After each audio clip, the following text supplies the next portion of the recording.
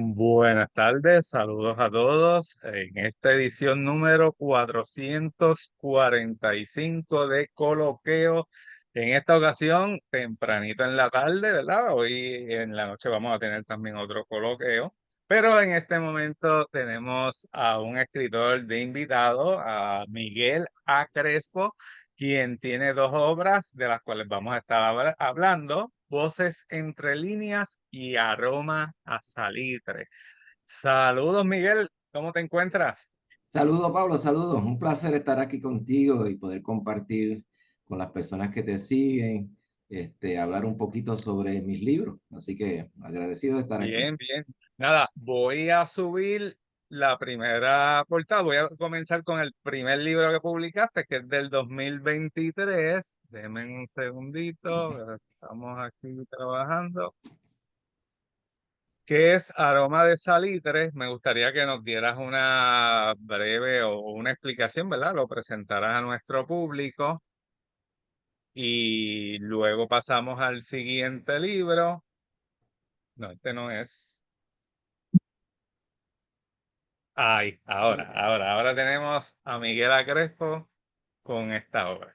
Nada, danos una explicación de esta obra.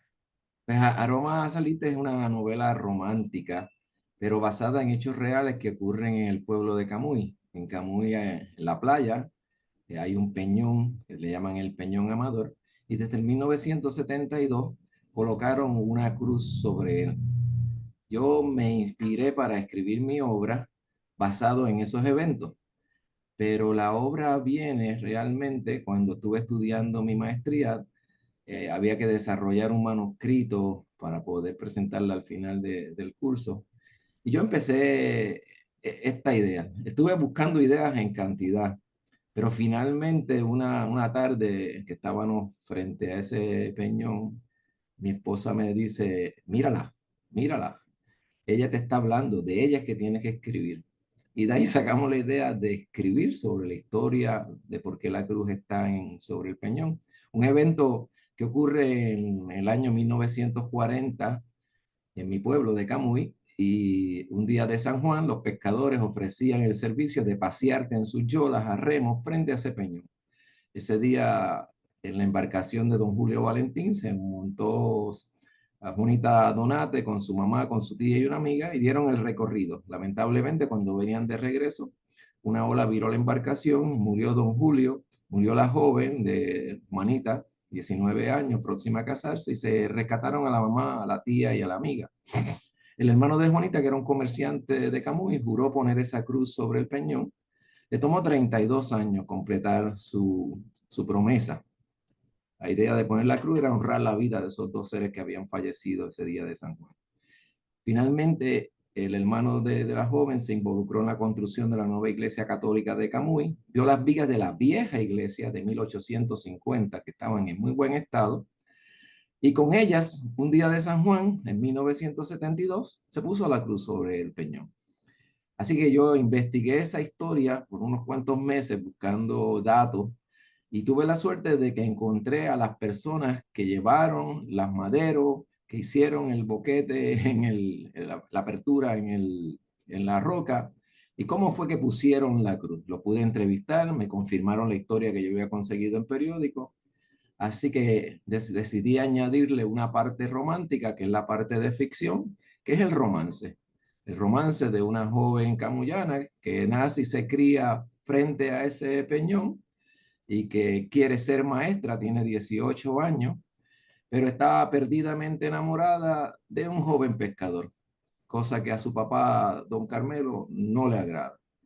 Ese es el inicio de la situación dentro de la novela.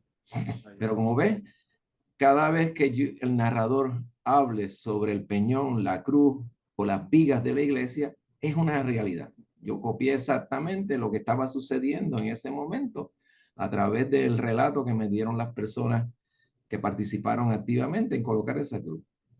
Y sí que hice una combinación de ficción con romance de ficción y la parte histórica, que es la parte verídica. No te estoy escuchando, Sí, Pablo. sí, no, no, ahora. Okay. Sí. Me resulta bien interesante, ¿verdad? Que traes un tema romántico. Y antes de que comenzara el programa, estuvimos hablando de cómo se está moviendo y hablamos de tu experiencia en el Comic Con y me dice que fue muy bien. Y nada, quiero aprovechar el momento, no vaya a ser que ahorita se me olvide, y nos hables sobre esa experiencia que has tenido en cuanto a esta novela y el público que las quiere. Fíjate, ha sido sumamente positiva, porque la novela aborda temas que van sobre la situación económica, la situación social de Puerto Rico a los fines de la década de los 30. Y entonces esta joven que te mencionaba primero se mueve de Camuy porque quiere estudiar a Río Piedra. Así que hay una migración hacia el área metropolitana, pero a la misma vez ocurre una transformación en ella y le permite a ella involucrarse activamente en la política de Albizu Campos y le permite a ella conocer a líderes como Julia de Burgos, que en un momento dado histórico dirigía a las Hijas de la Libertad, y le permite a ella conocer algo de espiritismo, a pesar de que su madre la había criado en un ambiente católico. Así que, y el padre eran muñozistas. Y esos elementos que introduzco han sido a través de la retroalimentación que he recibido de mis lectores, que les ha gustado, se conocieron algo nuevo de historia. Y a veces el mero hecho de hablar de las hijas de la libertad, no todo el mundo sabía quién eran las hijas de la libertad del Partido Nacionalista. Cuando lo confirman con la historia, me dicen, mire, sí, usted tenía razón. Y no, yo te dije que muchas de las cosas que yo mencionaba ahí eran ciertas, estaban basadas en hechos históricos. Esos atractivos que incluí de mostrar la historia de Puerto Rico en esa década de fines de los 30, pues ha surgido atractivo a mucha gente y la retroalimentación que he recibido, tanto personal, por mi participación en organizaciones como el Festival del Libro 100 por 35, donde me ha permitido estar en diferentes lugares de Puerto Rico. Personalmente me han dado esa retroalimentación. He tenido la suerte de que otras personas me han escrito a través de las redes sociales con pequeñas reseñas súper interesantes que ponen a uno, que le paran los pelos. Wow, mira, mi lectura llegó a tal sitio, llegó a Texas, está por allá por Humacao. O sea, de diferentes áreas ha llegado esa retroalimentación. Mira, de hecho, hablando de retroalimentación, tengo aquí un comentario de Aida Mendoza.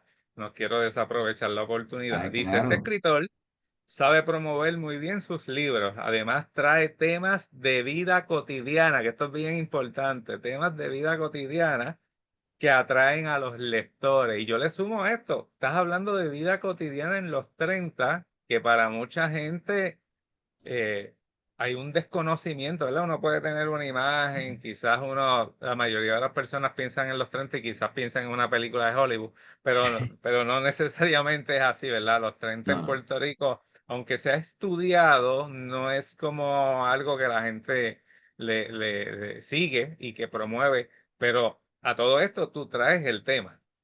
Sí, sí. Y a la gente les agrada. Ha habido preguntas. Por ejemplo, el papá de la protagonista, se llama Don Carmelo. Don Carmelo es masón, introduje la masonería dentro de Sí. la historia y algunas personas se han acercado que por qué traje ese tema, de dónde yo saqué la información que menciono allí. Y yo, mira, eso tiene un trasfondo en mi familia. Mi padre estuvo involucrado en la masonería en Puerto Rico bien activamente. Y yo tenía todo ese bagaje conmigo y lo único que hice fue plasmar algunas ideas básicas de lo que es la masonería. Estaban allí. Y eso llamaba la atención a la gente. Muchos de esos son pequeños puntos que aparecen a través de la historia, que son hechos reales, situaciones cotidianas que pasaban en ese tiempo. Si el tren se descarriló en Aguadilla, pues lo único que yo tenía que decir, buscar el periódico, cuál era la noticia. Cuando se sentaron a almorzar un grupo de personas en la novela, pues ¿de qué iban a hablar? Uno habla de las noticias del día, pues el tren se descarriló. Claro, sí. Cosas así, de O eso sea, sacaron las que ideas. podemos hablar también que hubo un proceso de investigación para poder hacer esta creación literaria. En cada uno de... Sí, eso fue un trabajo difícil, porque cada vez que decía se fumó un tabaco, Ya, pero ¿dónde está? ¿De dónde va a sacar un tabaco en 1930? Deja ver dónde había una fábrica tabacarera en la isla que le pudieran llegar. Pues entonces tuve que buscarlo. Eh, si mencioné que estaban en la Yupi, ¿cuándo fue que pusieron la torre? ¿Hace sentido? ¿Cuándo fue que pusieron el campanario? Pues entonces tuve que empaparme de varias situaciones reales para poder llegar a la conclusión de que sí, lo puedo incluir porque tengo la evidencia. En un momento dado, la joven Cecilia hace una reflexión en las calles de Río Piedra y da la casualidad que yo estuve en esos días en Río Piedra y vi un teatro abandonado allí, muy viejo, más arriba, en la parte de arriba, no el Paradise. Y me dio con investigar y Gardel, Carlos Gardel, vino a Puerto Rico Sí, en el 1935, más o menos por ahí, y cantó en ese teatro. Pues wow. entonces yo decidí que ella caminara y se parara frente al teatro. Su papá le gustaban los tangos y ella recordó, mira, ese es el teatro de papá. Pero entonces, no te digo que Gardel estaba allá adentro, tienes que buscar Ah. por qué ella se paró en ese teatro. No, no, claro, claro. Estaba allí. No es súper, súper interesante, ¿verdad? Y claro, para que la obra, la narrativa tenga una lógica, pues, qué mejor que la propia historia. Me gustaría que nos hablaras un poco más sobre la portada. ¿Quién hizo este dibujo? Si fuiste tú o fue alguien. Mira, Ajá, cosa interesante. Yo trabajé inicialmente la portada y cuando se la doy a mi editor de la novela, me dijo que yo revelaba en mi portada el final de mi obra y que él me recomendara que la cambiara. Busqué ayuda a través de unas personas que se dedican a trabajar esto y me sometieron cerca de 6 o 7 portadas y cada una llegó al zafacón. Yo no me sentía cómodo con esa portada. Llamó a un amigo mío que se llama Jacobo Rivera y le digo, Jacobo, tengo un problema, necesito de tu ayuda. Jacobo es dibujante, pintor, artesano, tiene unas habilidades increíbles. Necesito tu ayuda para hacer la portada del libro. Y me dicen, no te preocupes, el sábado yo llego a tu casa y resolvemos ese problema.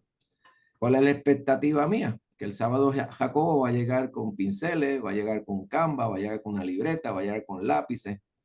Llegó Jacobo, subió arriba y yo lo miraba y yo, Jacobo, estábamos sentados en la sala de mi casa, ¿qué vamos a hacer? Pues yo vengo a que tú me leas. Y tú me leas del libro un poco al principio, un poco del medio y un poco al final. Estuve como unos 30, 40 minutos leyéndole del libro y yo lo veía haciendo líneas en su teléfono y dice, estás dibujando algo. Cuando terminó de leer, le digo, Jacobo, déjame ver lo que dibujaste. Me dice, no, no, no, yo te estaba escuchando, era para yo entretenerme mientras tú me leías. Pero ¿y qué vamos a hacer, Jacobo?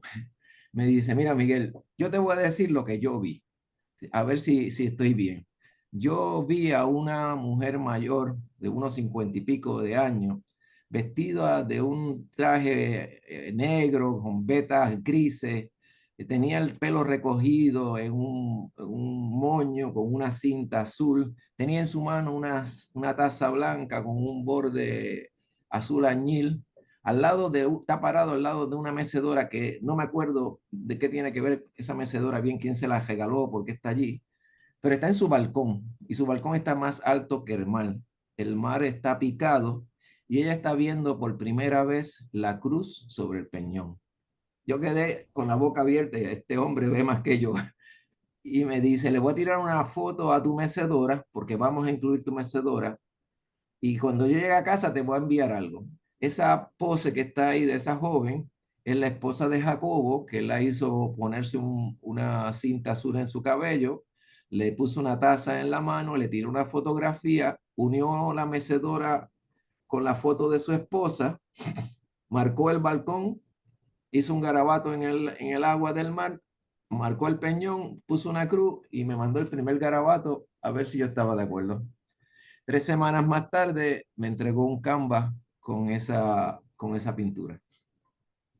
Así que wow, wow. Jacobo, yo le he dado las gracias porque creo que la portada habla y le dio cara a mi novela. Sí, sí, no, y digo, llama la atención definitivamente y se ve que es excelente. Nada, vamos a pasar al segundo libro. Este fue una novela Curiosamente, y ahorita vamos a hablar un poquito sobre eso, de novela, saltas a cuentos o narraciones, como algunos quieren llamar. Y en este caso, subimos otra vez la página, ahora buscamos, o sea, no es, aquí tenemos. En este caso es Voces entre líneas, cuentos para compartir. Tiene un trasfondo. Yo trabajé en la industria farmacéutica por unos 34 años y durante esos 34 años lo más cerca que estuve de poder escribir fue las lecturas que estuve haciendo, pero apenas si leía realmente. El año que yo leí 4 libros en un año, yo festejé porque había leído mucho. Pero tenía un deseo de poder escribir algo. Cuando me retiro, por allá en el 2012, decidí tomar unos talleres con mira que yo quería escribir. Yo quería llegar a ese punto de poder escribir, pero entendí desde el día uno que necesitaba educarme. Así que empecé con talleres poco a poco y una tarde mi esposa nuevamente identificó la maestría en Sagrado Corazón de Escritura Creativa y me matriculé. Sí, Y por ahí empezaron a surgir preguntas. Cada vez que había que escribir algo, el profesor nos daba una pregunta, nos mencionaba un hecho y desarrolla el cuento. De hecho, en los talleres que tomé previamente, también hubo que escribir cuentos. Y yo fui acumulando cuentos poco a poco en mi computadora, en un file que se llamaban Cuentos de Miguel, algunos mal escritos, otros que necesitaban mejorarse. Y más tarde, después que terminó la maestría, tomé un par de buenos cursos en España, en línea también, con escuelas como Sinjania, que me ayudaron a seguir desarrollando, pero todos requerían escribir cuentos. Así que los dejé dormir ahí porque yo terminé mis cuentos ya en el 2023, ya no estaba escribiendo mucho de cuentos. Y finalmente, en el 2024 mi esposa me dice, ¿por qué no haces un libro de relatos cortos? Y yo, muchacha, porque tendría que trabajarlo nuevamente. Pero la idea no me sonó bien y empecé a buscarlo. Tenía más de 25, 20, 30 cuentos tirados en mi file. Seleccioné 15 que me parecían que los podía trabajar y arreglarlos y tuvieran forma. Le dediqué unos cuantos meses a ello y finalmente, en enero de este año, publiqué Voces entre líneas, para compartir. Son 15 relatos cortos de situaciones cotidianas que pasan todos los días, pero que muchas veces pasan desapercibidos ante nuestros ojos, pero que definitivamente están cargadas de emociones que son reales, que son significativas. Yo los vi como momentos pequeños que ocurren en nuestra vida y los utilicé para transformarlos a esos relatos donde el lector pudiera relajarse, pero a la misma vez pudiera reflexionar y se convirtiera no solo en mi voz, porque estaba leyendo a través de mi voz, sino que se convirtiera también en la voz de algunos lectores que han pasado por esas situaciones y que se van al final van a reír, pero van a reflexionar sobre ella. Y eso es lo que yo buscaba a través de mi cuento, un poco de reflexión en todo el proceso de la lectura. te pregunto, porque aquí tienes 15 cuentos, pero escribiste muchos más. ¿Qué Sí, piensas? ¿Tienes un plan con el resto de los cuentos? sí, los cuentos me atraen, los cuentos es mi Sí. debilidad, yo creo. Después que publiqué, yo te diría, he escrito tal vez 6 o 7 cuentos más.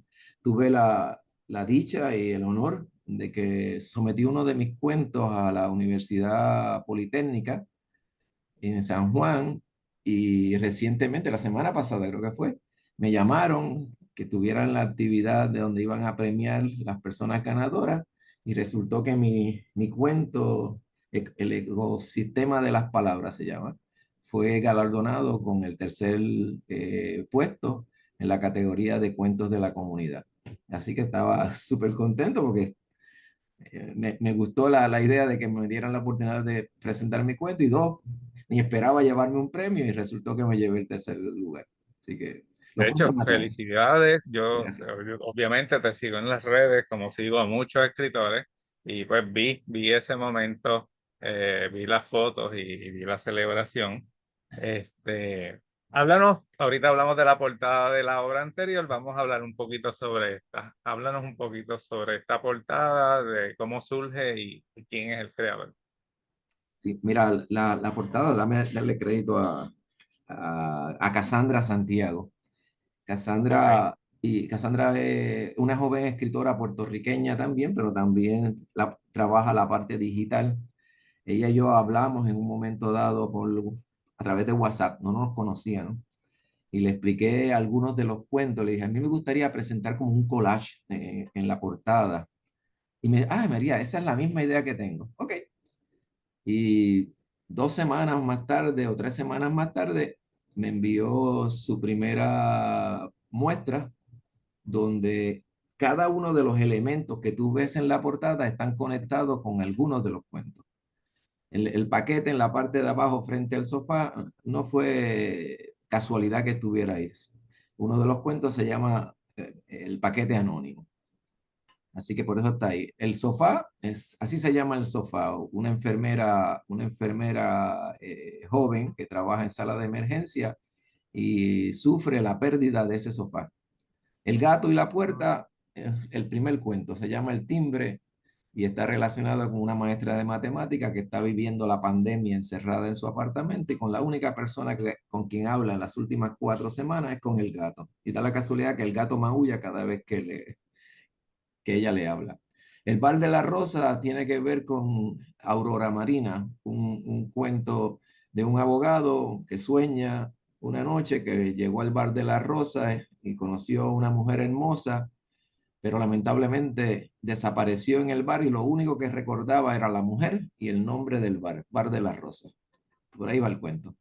Y la lluvia que ves en la ventana tiene que ver con un cuento que es la danza de la lluvia, de un alcalde que el pueblo le está reclamando que no está haciendo nada para resolver el problema de la sequía y los incendios que está ocurriendo en su poblado, en el área sur de la isla. Y cuando finalmente llueve, el hombre baila bajo la lluvia. Por ahí va el cuento. O sea que cada uno de wow, esos elementos está relacionado directamente. Creo que Carmen Santiago hizo una maravillosa obra, es llamativa, los colores nos encantaron. Yo no cambié nada en esa portada y a mí me gusta, así que vámonos con ella. Y ha sido muy bien acogida también. qué bien, qué bien. Gracias, Miguel. Nada, hablamos ya de tus dos obras. Sé que en el futuro vas a tener muchos más. Te deseo el mayor de los éxitos. Pero Gracias. ahora vamos a hablar un poquito sobre ti. Tenemos aquí unas preguntas que usualmente son las que le hacemos a todos los escritores, porque esto es Claro. parte de las inquietudes y curiosidades del público hacia los escritores. Por ejemplo, ¿de dónde surge tu afán, tu inquietud por escribir y publicar? Mira, de pequeño leí bastante. Cuando empiezo mi vida profesional me alejé un poco, pero tan pronto logré retirarme, pues tenía el espacio para seguir una idea que había surgido hace muchos años atrás y que estaba olvidada. Y era dejar un legado, pero un legado que tuviera sentido, que yo pudiera transmitir algunas ideas que no fueran solo para dejarlas ahí perdidas porque no tenían sentido, que tuviera algo de contenido que hiciera pensar al lector, que llevara un mensaje. El contar la historia de la cruz sobre el Peñón Amador, pues en Camuy eso es un icono que lleva años allí, mucha gente no lo sabía y cada vez que leen mi libro o se enteran de mi libro, lo compran simplemente por conocer esa historia. Los cuentos que he escrito no son cuentos solamente, buscan acercar al lector a esas situaciones cotidianas, a que no solamente sonrían, sino que se identifiquen, que se emocionen, que reflexionen. Así que mi intención no es solamente escribir por escribir, sino buscar dejar un mensaje, algo más, un poco más profundo que el lector se pueda sentir identificado y tal vez pues deje algo para la historia. Ok. ¿Y tu vida profesional influyó en esto? Ya que lo mencionaste algo sobre eso.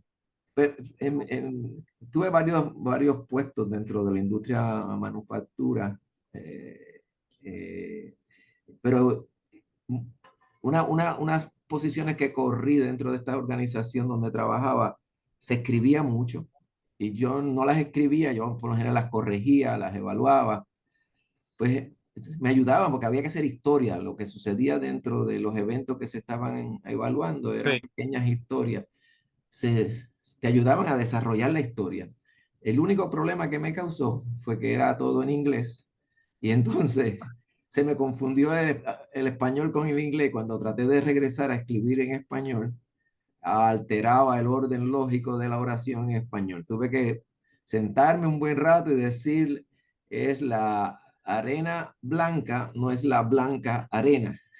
Cosas como esa, tan sencillo, pero que en la narrativa, no en la parte poética, se usa correctamente. Pero fue sí. interesante porque a veces todavía, ya antes se lo decía a mi esposa, ¿cómo es que se dice? Dime tú la forma correcta porque no me sale. En español se dice así, ok. Pero ya lo No, he mejorado bastante. Ya. y te entiendo eso, porque me ha pasado no solamente con el inglés, sino también cuando me pongo como historiador, me pongo a trabajar y a hacer mucha lectura de escritos del siglo XVI y XVII, pues uno tiende a traer ese español antiguo al español moderno. Pero Sí. nada, hoy día, en tus momentos de inspiración, ¿cómo estos llegan? ¿Esto lo tienes que provocar o surge espontáneamente? Mira, la novela, los cuentos, surgen a veces de preguntas que yo mismo me hago. Ujú. Surgen de emociones que a veces uno vive.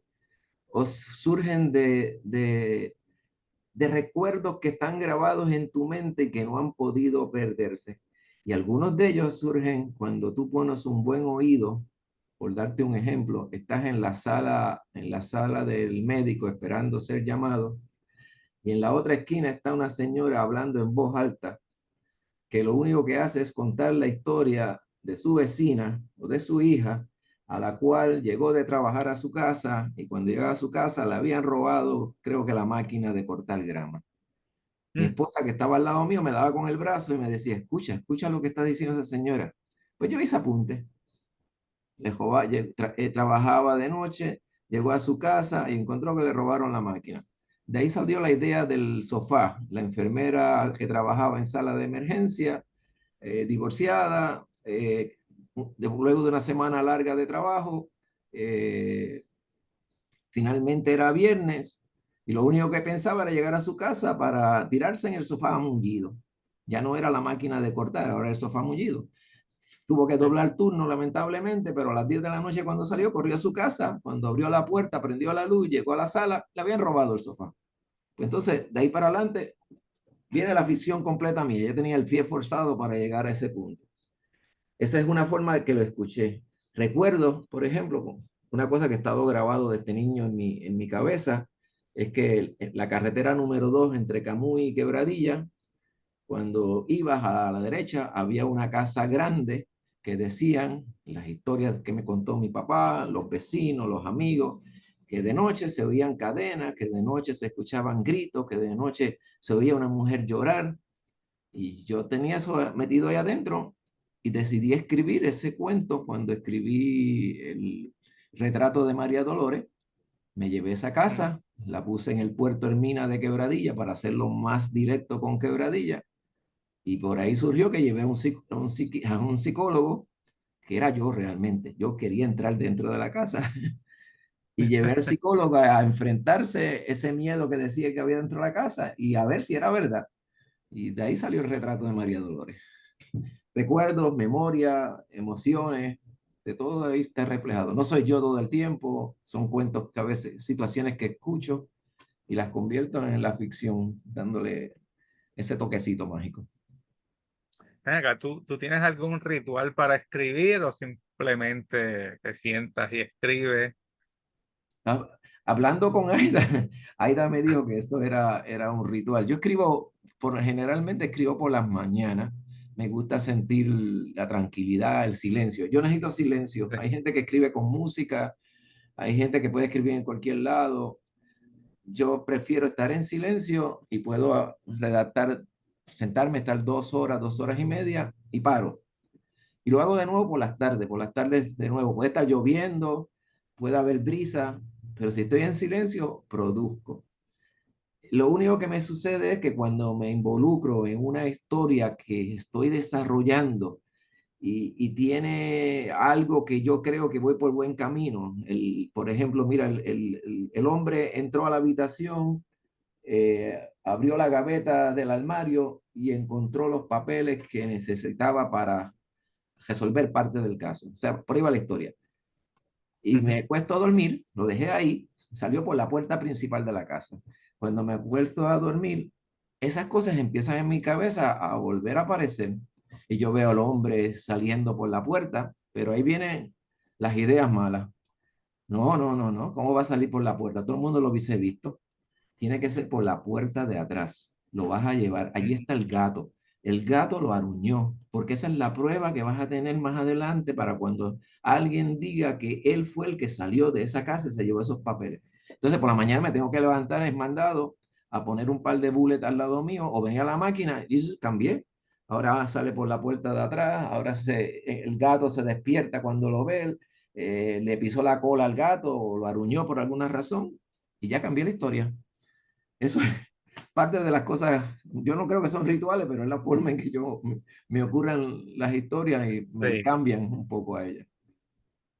Me imagino que te pasa como nos pasa mucho, de que estás por allí haciendo alguna diligencia y de repente la mente empieza a correr y creas la historia y de repente no tienes dónde escribirla y cuando llegas a tu casa, la mitad se perdió. Me pasó el viernes pasado, me fui a desayunar a casa de Jacobo, el que hizo la portada de Aroma Salitre, tiene una cafetería aquí Sí. en Camuy también.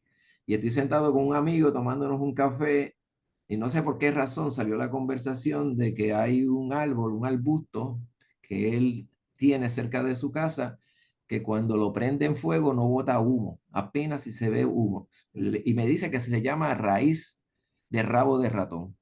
Y Ave María, y yo estoy escribiendo una fantasía que necesitaba hacer una hoguera, y había dejado pendiente hacer la hoguera, así que llegué, Ok.